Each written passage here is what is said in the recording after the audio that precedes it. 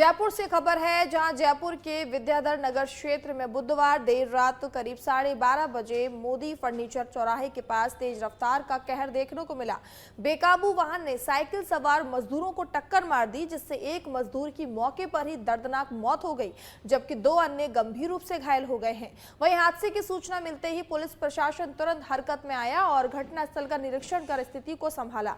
वहीं प्रत्यक्षदर्शियों के अनुसार दुर्घटनाग्रस्त वाहन की रफ्तार अत्यधिक तेज थी, जिससे ये दर्दनाक हादसा हुआ। हादसे के बाद कुछ समय तक क्षेत्र में अफरा तफरी का माहौल बना रहा। फिलहाल पुलिस दुर्घटना के कारणों की जांच में जुटी हुई है। तो जयपुर में आप देख सकते हैं कि एक बार फिर रफ्तार का कहर देखने को मिला, जहां एक वाहन ने बाइक सवार मजदूरों को टक्कर मार दी, जिसमें एक मजदूर की मौके पर ही मौत हो गई, जबकि अन्य मजदूर गंभीर रूप से घायल हैं, जिनका अस्पताल में इलाज चल रहा है। आपको बता दें कि हादसे के बाद आसपास के क्षेत्र में हड़कंप मच गया था। तो लगातार इस तरीके के हादसे जयपुर में देखने को मिल रहे हैं। लोग लगातार जो है वाहन की रफ्तार तेज चलाते हैं, जिससे आए दिन इस तरीके की घटनाएं हो जाती हैं। और एक बार फिर ऐसी ही घटना जयपुर में फिर देखने को मिली, जिसमें एक मजदूर की दर्दनाक मौत हो गई।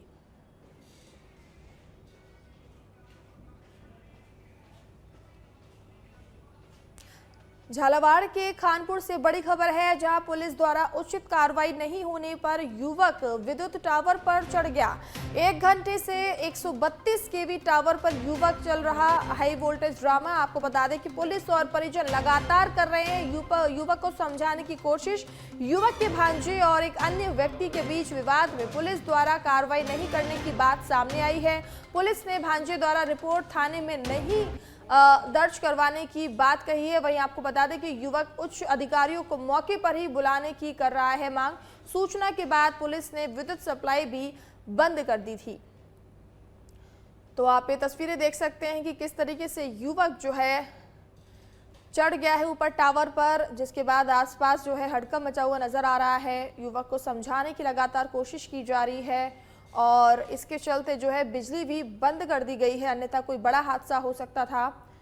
तो उचित कार्रवाई नहीं होने पर युवक जो है विद्युत पोल पर चढ़ा हुआ है और आप देख सकते हैं तस्वीर किस तरीके से युवक जो है ऊपर टावर पर चढ़ा हुआ है और मौके पर जो है पुलिस भी पहुंच गई है और युवक को समझाने की कोशिश कर रही है, लेकिन युवक जो है अभी भी उतरने को तैयार नहीं है। फिलहाल आप देख सकते हैं कि पुलिस लगातार युवक को समझाने की कोशिश कर रही है। उचित कार्रवाई ना होने पर युवक जो नाराज है प्रशासन से, जिसके चलते वो ऊपर चढ़ गया है बिजली के पोल पर और ये टावर पर चढ़ गया है और इस दौरान जो है बिजली बंद कर दी गई है, अन्यथा कोई बड़ा हादसा हो सकता था। और इसी खबर पर ज्यादा जानकारी के लिए सुनील जुड़ चुके हैं। सुनील, आखिर क्या मामला है, किस बात से नाराज है ये युवक जो टावर पर चढ़ गया है? बिल्कुल मानसी, बताना चाहूंगा कि जो पनवाड़ थाना क्षेत्र है उसके दरा अन्य स्टेट हाईवे के पास एक विद्युत टावर था 132 केवी का। उस टावर पर जो है एक युवक जिसका नाम चित्रलाल मेहता बताया जा रहा है, ये पुलिस कार्रवाई से असंतुष्ट था। करीब 1.5 साल पहले इसके और मामा भतीजे में कोई विवाद हुआ था 2 पक्षों में। उसको लेकर जो है पुलिस थाने के बार चक्कर काट रहा था और पुलिस पे इसने आरोप लगाया है कि पुलिस ने कोई रिपोर्ट दर्ज करके कोई कार्रवाई नहीं की है। उसी से क्षुब्ध होकर ये युवक जो है आज विद्युत टावर पर चढ़ गया है। सूचना पर जुगे है पनवाड़ थाना पुलिस मौके पर पहुंची है और इसके परिजन भी मौके पर पहुंचे हैं। युवक से जो है समझाइश की जा रही है कि उचित कार्रवाई की जाएगी। फिलहाल जो है इसका हाई वोल्टेज ड्रामा जो है अभी तक भी जारी है और ये जो उच्च अधिकारियों को मौके पर बुलाने की मांग कर रहा है। जी हिमांशी, बहुत बहुत धन्यवाद सुनील तमाम जानकारी देने के लिए।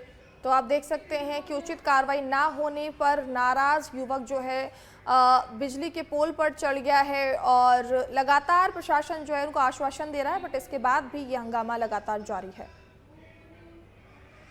अगली खबर जोधपुर से है, जहां पर केंद्रीय पर्यटन एवं संस्कृति मंत्री Gajendra Singh Shekhawat air India express की दिल्ली से आई फ्लाइट द्वारा जोधपुर पहुंचे हैं। आपको बता दें कि एयरपोर्ट पर प्रशासनिक अधिकारियों ने उनकी आगवानी की, जबकि भाजपा पदाधिकारियों ने उनका स्वागत किया।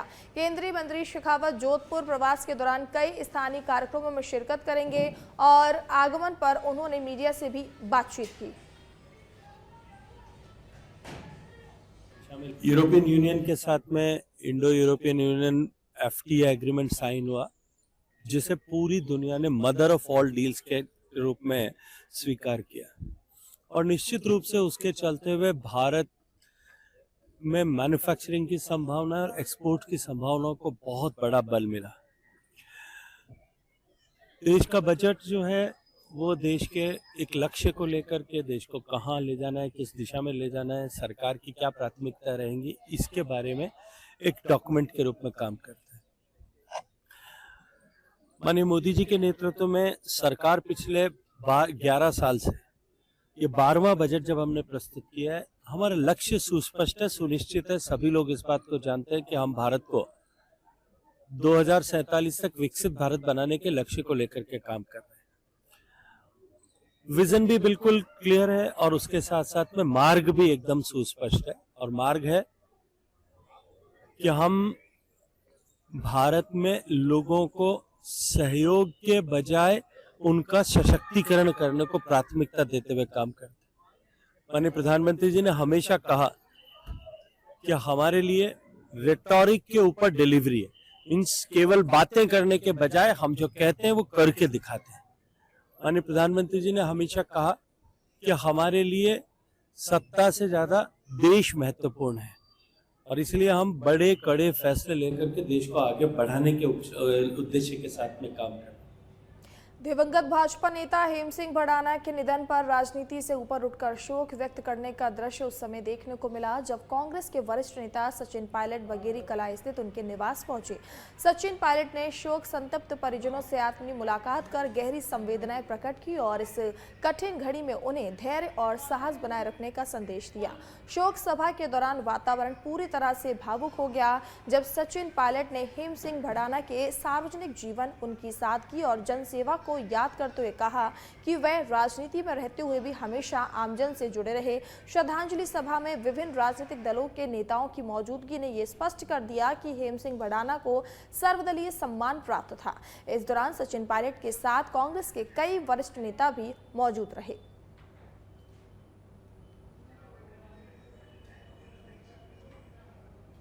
तो श्रद्धांजलि सभा में भावुक माहौल देखने को मिला। सर्वदलीय नेताओं की इस दौरान मौजूदगी रहे। सचिन पायलट ने उनके किए हुए कार्यों को याद किया तो राजनीति से ऊपर उठकर शोक व्यक्त करते हुए यहाँ पर आप देख सकते हैं तमाम नेता नजर आ रहे हैं। श्रद्धांजलि सभा में भावुक माहौल देखने को मिला।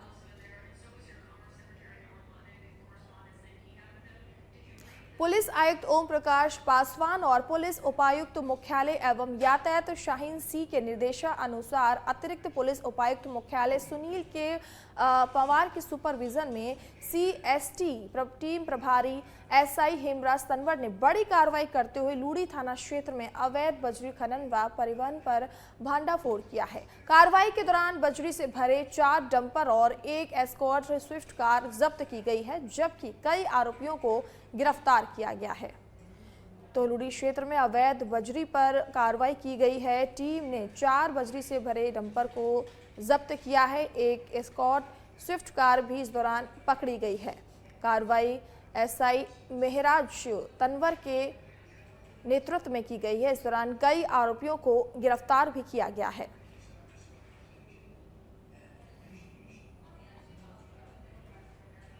गंगापुर सिटी में तहसीलदार के नाम पर अवैध वसूली का मामला सामने आया है, जिससे प्रशासनिक हलकों में हड़कंप मच गया है। सोशल मीडिया पर वायरल वीडियो में परिवादी गोपाल सिंह ने आरोप लगाया कि उनके खेत से हरे पेड़ हटाने की अनुमति दिलाने के नाम पर 20,000 रुपए की मांग की गई, जो अजय भारद्वाज नामक व्यक्ति ने ली, जो स्वयं को पत्रकार बताता है।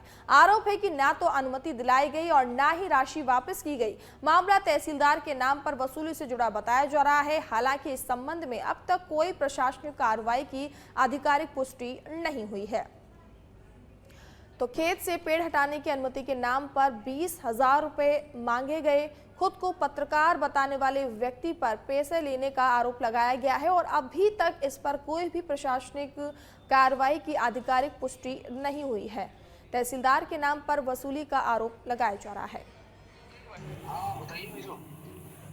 वो अपना थोड़ा सा चल रहा है, मैंने विषय रखा था 2-3 बार आपके सामने, तो करवा देते वैसे। कौन सा मैटर था? वो 20,000 रुपये दिए थे ना आपको मुकेश जी भाई साहब नायब साहब के लिए, वो अपना वापस ही नहीं आई राशि, काफी लंबा टाइम हो गया। वापस राशि कब आएगी? उनसे तो 50 बार मिल लिया, बात कर ली, उनका कहीं कोई नहीं, बीच में कोई संपर्क नहीं हुआ। उनसे क्या कहूँ, कैसे कहूँ? मैंने तो समुद्र रोज मिलता रहता है, उसने कभी कोई चर्चा नहीं करी। वो बात मैंने समुद्र से की, मैंने भाई तेरे को कोई परेशानी या कोई भी कुछ भी था तो कम से कम बीच में संपर्क तो रखे ना यार। मैं इधर क्या है, जब आप ध्यान माता आपको ध्यान दिला देता हूँ, मैं वैसा वापस करवा देता हूँ। अरे जो हम जो करा ना, हम समुद्र से रोज ही नहीं मिलाने। हाँ, कोई चर्चा कोई कुछ नहीं। बीच में भी मैंने बस एक आध बार मैंने ही कही, पर बाने कोई चर्चा नहीं करी है मामला में। फिर बाने कही कि भाई साहब बाकी कोई बात नहीं है, अपन तो वो पेडन का, तो मैं पेडन की भी मैंने बात कर ली कि भाई एप्लीकेशन आप लगा देना, उसको मैं हटवा दूंगा। बाकी बाद भी मैंने कोई चर्चा आगे नहीं करी। और आज भी मैं चलो एक बार मिल लेता हूँ, उसमें क्या है। हाँ, एक बार मिल लेंगे, क्या बुराई है। अब थोड़ा ध्यान था भाई, वो पैसे आपको दिए तो मैं आपके माध्यम से आ जाए वापस तो सही रहता है। हमने अरे जब बात तो कह रहा जैसू तो हम मिला नहीं, तो हम क्यों मिलते? मैं उनसे क्यों संपर्क करता? पर वो इसीलिए तो मैंने भी फिर इंटरेस्ट लिया ना हमें। और आज एक बार फिर मैं तो जिक्र कर दूंगा। हाँ जी वैसे बिल्कुल करूंगा। अगली खबर दौसा से है, जहां दौसा नगर परिषद के प्रशासक और अतिरिक्त जिला मजिस्ट्रेट अरविंद शर्मा ने एक बार फिर दौसा शहर की सफाई व्यवस्था का निरीक्षण किया। निरीक्षण के दौरान कई इलाकों में गंदगी मिलने पर उन्होंने नाराजगी भी जताई।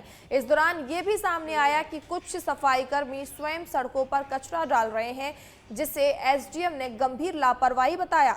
एसडीएम ने गांधी तराहा, मानगंज, अमरनाथ कॉलोनी, श्याम बगीची और श्याम मंदिर सहित कई क्षेत्रों का निरीक्षण किया। उन्होंने सफाई व्यवस्था में लापरवाही पर कार्रवाई की चेतावनी दी। निरीक्षण के दौरान शहर में चल रहे मेले का भी जायजा लिया गया। दुकानदारों ने बताया कि कचरा उठाने के लिए वाहन नहीं आ रहा है। इस पर एसडीएम ने निर्देश दिए कि मेले में दिन में 2 बार कचरा वाहन भेजा जाए। इसके अलावा श्याम मंदिर के पीछे बने नालों का निरीक्षण कर तत्काल सफाई कराने के निर्देश भी दिए गए। तो सफाई कर्मी सड़कों पर कचरा डाल देते हैं, जिसके चलते गंदगी नजर आती है। एसडीएम के निरीक्षण के दौरान ये बात सामने आई, जिसके बाद एसडीएम ने हिदायत दी है कि इस तरह का काम दोबारा ना किया जाए। तो एसडीएम निरीक्षण करते हुए आप देख सकते हैं कि नजर आ रहे हैं, और इस दौरान उन्होंने हिदायत भी दी है सफाई कर्मचारियों को कि इस तरह की हरकत दोबारा ना की जाए और साफ सफाई पर ध्यान दिया जाए। दौसा में नगर परिषद प्रशासक का पदभार संभालने के बाद में ये मेरा तीसरा निरीक्षण था। पहले के जो प्रथम और द्वितीय निरीक्षण के दौरान जो सुधारात्मक निर्देश मेरे द्वारा दिए गए थे, काफ़ी हद तक उनमें पालना नगर परिषद द्वारा की जा रही है। सफाई व्यवस्था में भी काफ़ी सुधार नज़र आया है। इसी दौरान आम लोगों से, जनता से भी चर्चा की गई, आवश्यक समझाइश भी की गई। लोगों से भी पूछा गया कि भाई कचरा पात्र उठाने वाली गाड़ी समय पे आ रही है या नहीं आ रही। इस संदर्भ में सबने संतुष्टि जाहिर की है।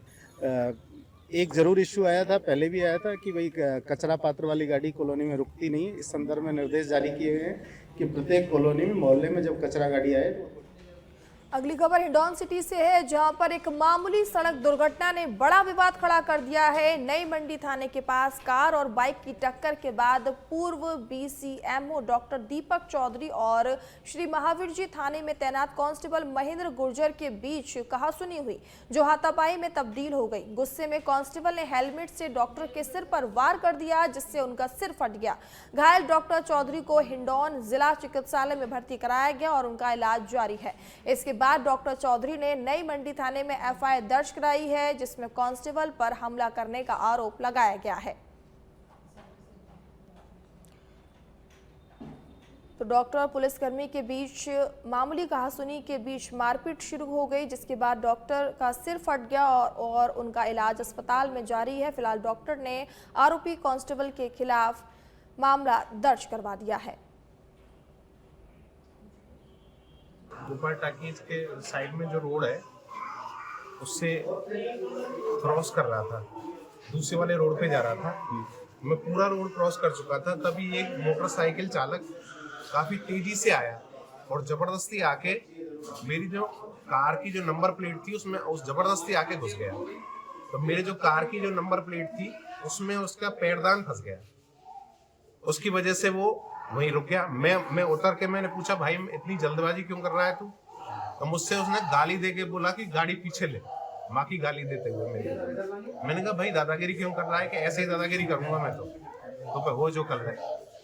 मैंने कहा भाई एक तो तेने गलत ले रहा है, गाड़ी को नुकसान कर दिया मेरी गाड़ी का, ऐसे क्यों कर रहा है? फिर वो जबरदस्ती मेरे से गालियां देता रहा इसी तरीके से। मैं जब वापस मेरी गाड़ी में मोबाइल लेने आ रहा था तो उसने पीछे से आके और हेलमेट से मेरे सिर पे बहुत तेज प्रहार किया, जिसकी वजह से मेरा सिर फट गया। उसके बाद मैंने उसका हाथ पकड़ा और मैं उसको चौकी जो मंडी थाना है वहां लेके चला गया। उसके बाद फिर मैंने FIR वगैरह के लिए उनसे कहा, लेकिन अभी तक कोई FIR समदड़ी क्षेत्र में देर रात धरने पर बैठे वाहन संचालकों के साथ मारपीट की घटना का मामला सामने आया है। पीड़ित वाहन संचालकों की शिकायत पर समदड़ी थाने में मामला दर्ज किया गया है। जानकारी के अनुसार वाहन संचालक अपनी मांगों को लेकर शांतिपूर्वक धरने पर बैठे थे, तभी कुछ लोगों ने उन पर हमला कर दिया। घटना के बाद वाहन मालिकों और चालकों में आक्रोश फैल गया और वे अपने अपने डंपर लेकर जेठंतरी बजरी नाके पर जमा हो गए। उन्होंने दोषियों के खिलाफ सख्त कार्रवाई और अपनी सुरक्षा सुनिश्चित करने की मांग की है। पुलिस ने मामले की जांच शुरू कर दी है और स्थिति पर नजर रखी हुई है।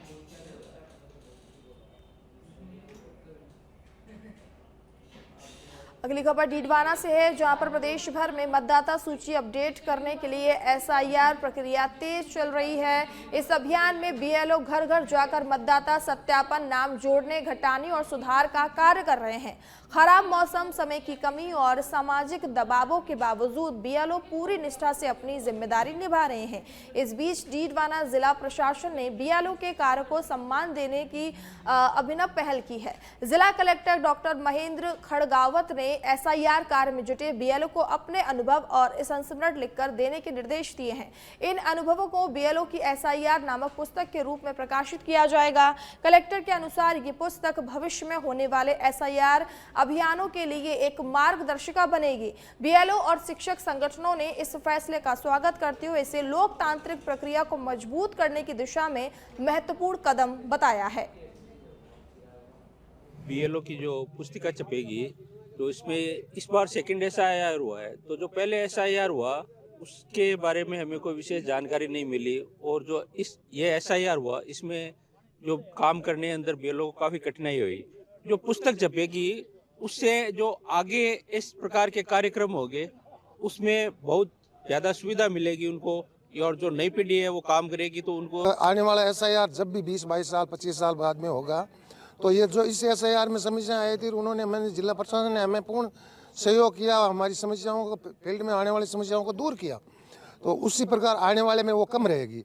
और पुस्तक के नवाचारण से संस्करण उसमें लिखे होंगे, भाई वर्तमान में जो समस्या आई है वो लिखे होंगे, तो आने वाला करेगा तो वो देख लेगा। निश्चित रूप से जिला प्रशासन का ये एक बहुत ही महत्वपूर्ण इनिशिएटिव है, क्योंकि जो तृणमूल स्तर पर कार्य करने वाली सबसे महत्वपूर्ण इकाई है वो BLOs हैं, और उन BLO ने जिस प्रकार की चुनौतियों का सामना करते हुए जो कार्य किए हैं उनको सम्मानित करने के लिए BLO वॉल एक स्थायी स्मृति चिन्ह के रूप में उन्हें ये आज पुरस्कार दिया, और साथ ही साथ उनके अनुभवों से आने वाली पीढ़ी किस तरह से लाभान्वित हो सकती है, क्योंकि ये सतत 20-20 साल से होने वाली एक लोकतांत्रिक प्रक्रिया है जो हमारे लोकतंत्र की जड़ों को और मजबूत करती है। तो उसमें आने वाली इस वर्तमान में चुनौतियों को भविष्य में आने वाली पीढ़ी समझ सके और उनसे अपनी समस्याओं का समाधान निकाल सके। तो ये जब SIR कार्यक्रम शुरू हुआ उस समय लोग अनभिज्ञ थे, किसी के बारे में जानते नहीं थे, तो सबसे पहले उनको डॉक्यूमेंट के बारे में जानकारी दी गई, ये आपको डॉक्यूमेंट इकट्ठा करना है, रखना है, और एक एक फ़ोटो दस्तावेज आपको रखने हैं,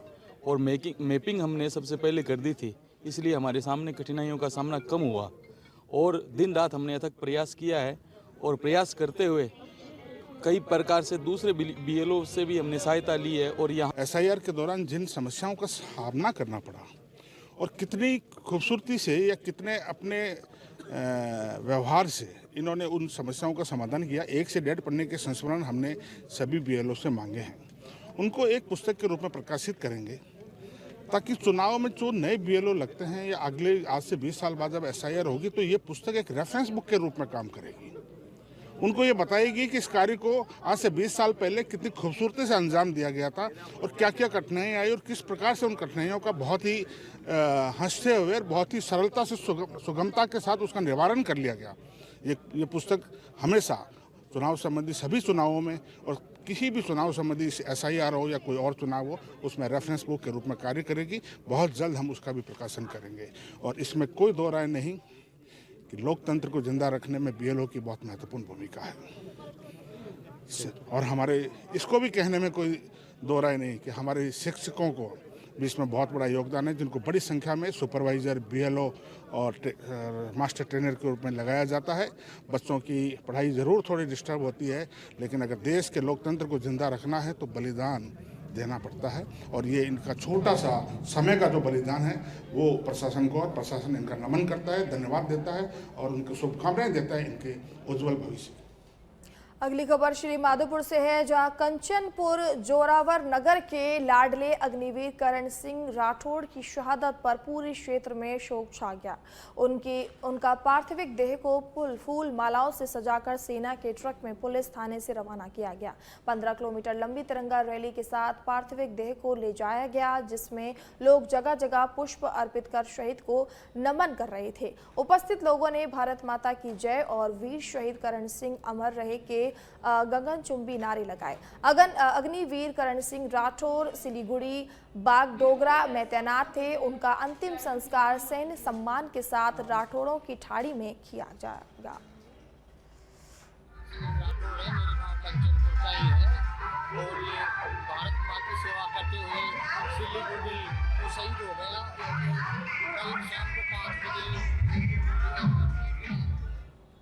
अगली खबर छत्तीसगढ़ के बैकुंठपुर से है, जहां छिंदडांड में आज कांग्रेस ने मनरेगा बचाओ संग्राम के तहत केंद्र सरकार के खिलाफ मोर्चा खोल दिया। हजारों की संख्या में ग्रामीणों और कांग्रेस कार्यकर्ताओं ने न सिर्फ हुंकार भरी बल्कि जिला मुख्यालय पहुंचकर कलेक्टर कार्यालय का घेराव भी किया। कांग्रेस का आरोप है कि केंद्र की भाजपा सरकार मनरेगा के मूल ढांचे को खत्म करने की साजिश रच रही है। सभा के बाद हजारों की संख्या में श्रमिक और कार्यकर्ता पैदल मार्च करते हुए जिला कलेक्टर कार्यालय पहुंचे और घेराव कर अपना विरोध दर्ज कराया। प्रदर्शनकारियों ने महामहिम राष्ट्रपति के नाम एक ज्ञापन भी सौंपा।